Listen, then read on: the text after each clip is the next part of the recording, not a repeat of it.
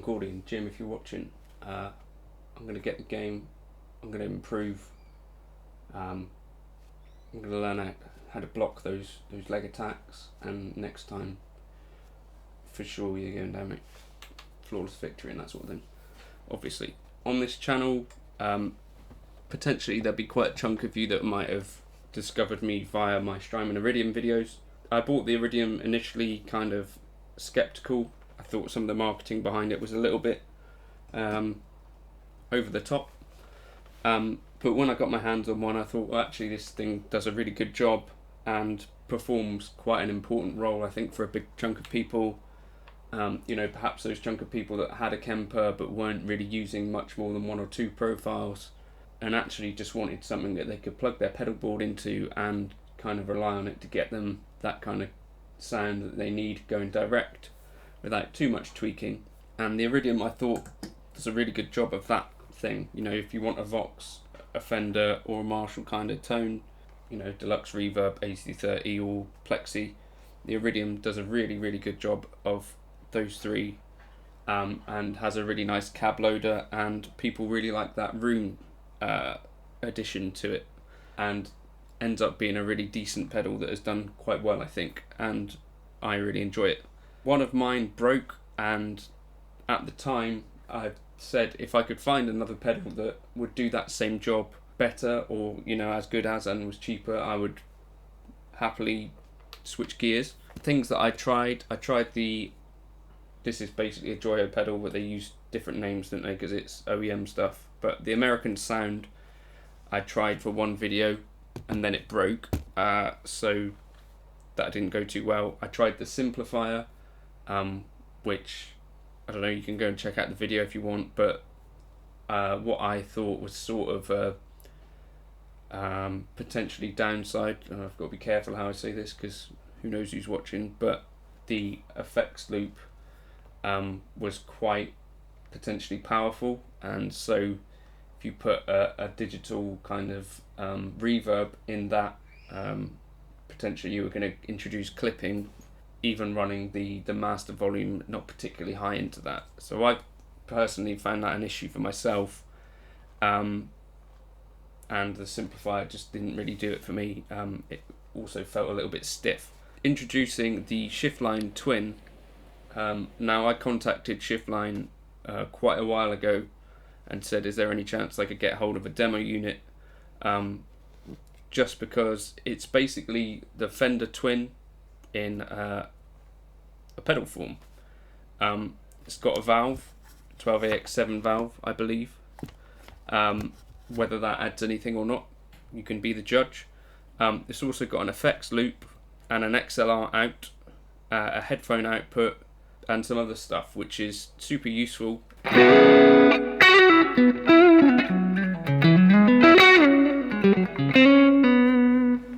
The main thing for me, I guess, was, does it sound decent, like a Twin? Does it have that characteristic? Does it take pedals well? Does the effects loop do what I expect? And, does it just work?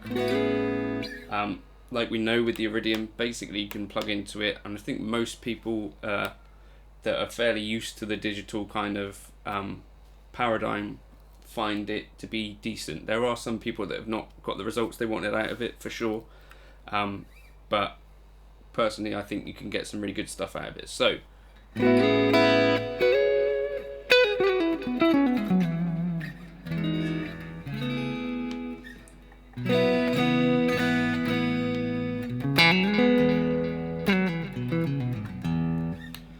I think the Twin, it's got bright switches, it's got a ground lift, it's got two IRs that you can load in. I've just got on the stock setting here, which I think is a Sennheiser E609 on a JBL speaker. I think it sounds really decent.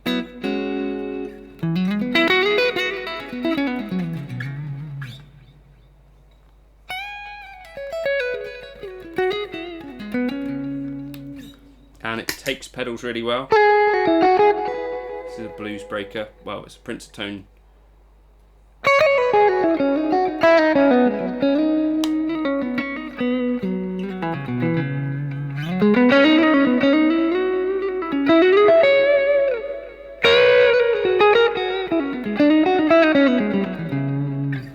And I guess the reason that I was happy with the Shiftline Twin as a concept was because I know basically that kind of Fender sound is what I'd go for. As I said in previous videos, most of the time with the Iridium I'm in the round setting, so you know, that's why I kind of said if I could find something that did one really good Fender model or, you know, emulation, I could be happy with that. And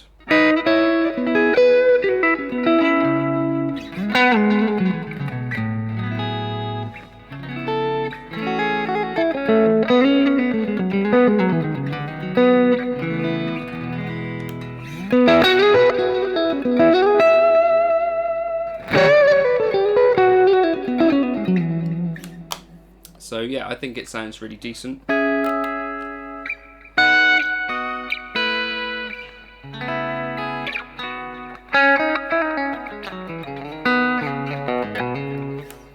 If you're playing into it with single coils, probably you're not going to be able to really drive it too much to get kind of break up. That's not necessarily what I'm looking for with the Iridium. Generally I just use it completely clean and run pedals in front of it. You know, a pedal platform is essentially what I use it for, so this is perfect for that. One or two other things that is worth pointing out that are really cool: there's a jack out which you can use to go into a combo sort of send or return, and that master volume controls that output, which is handy. So for instance, I could put this, if I was playing live, which may happen, you never know, this could be on my pedal board and I could send out from here into the return of a combo and control that volume with the master.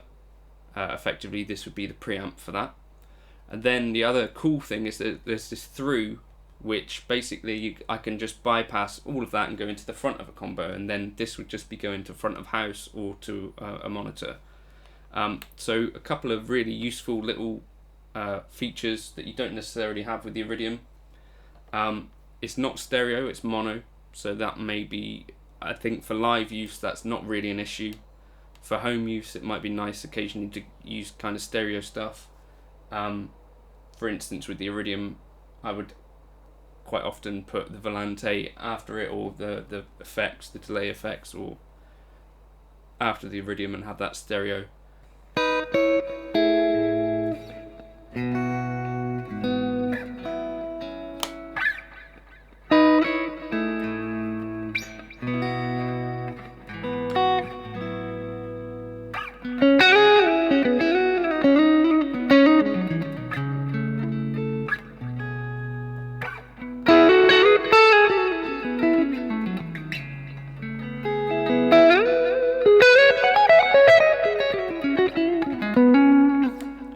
So all in all, I'm really impressed with it so far. It does get quite hot, I guess, because it's got a valve in it.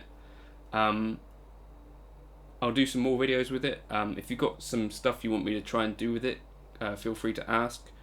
But yeah, I just wanted to put this out there just because possibly you've not heard of Shiftline Twin. I hadn't until I think I was on a forum and someone said that they were using these at a guitar show and they were really impressed with them. Again, it's one of those sort of things that can sit on a pedal board and do that job that the Iridium does, in a slightly more limited way in some ways, but then also, you know, with that output that can go straight to the return of a combo at the same time, and with the through, there is some added versatility, and you've got an XLR, which I think we probably all would think is a bit more stage ready.